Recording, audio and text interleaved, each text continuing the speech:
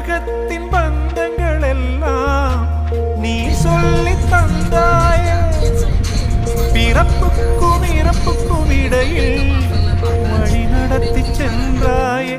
உனக்கே ஓர் தொட்டில் கட்டி நானே தாயாய் மாறிட வேண்டும். ஆராரிராரோ நான் இங்கே பாட, தாயே நீ கண்ணுறங்கு, என்னோட மடி சாய்ந்து.